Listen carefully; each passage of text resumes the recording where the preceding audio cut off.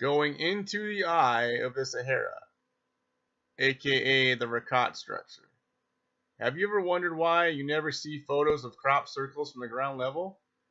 Every crop circle photo shows them from the air, right? That's because from the ground level, crop circles are rather unremarkable. The same is true for the eye of Sahara, aka Richat. Astronauts love to observe the eye of the Sahara from space because it looks like the landing site of a 40-kilometer wide flying saucer. The truth is a trifle less sensational. It's the remnants of a dome that has taken 100 million years to erode. It's heaven for a geologist. The Richat structure looks great from above, but from the below, not so much. My young guide, Elewande Azugi, scratched his head for an hour as we drove around in our 4x4 truck. It's gotta be around here somewhere, he mumbled in French. Halloween had been to the eye of the Sahara a couple of times. Few tourists are willing to go so deep into the Sahara. Indeed, few tourists go anywhere in Mauritania nowadays. It had been so long since he had come, Halloween wasn't sure if we were in the Richat structure or not. Ultimately, he concluded that we hadn't found it. He was wrong. We felt like failures, but the adventure was fun regardless. Weeks later, when I had good bandwidth, I saw that my GPS tracks were smack in the middle of the eye of the Sahara.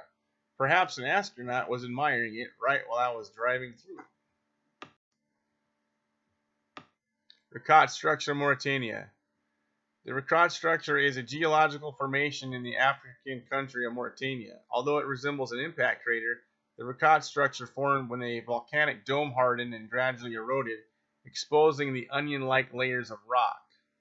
That is the Richat. Eventually, we returned to Oudane, which is a 1,000-year-old town dangling on the edge of the Sahara wasteland. Beyond it is the most inhospitable desert on Earth. An oasis permits locals to grow date-filled palm trees near the ancient ruins. Chinguetti and Oudane are UNESCO World Heritage Sites because they are vestiges of the once flourishing civilizations that existed during the era of the Trans-Sahara salt trade.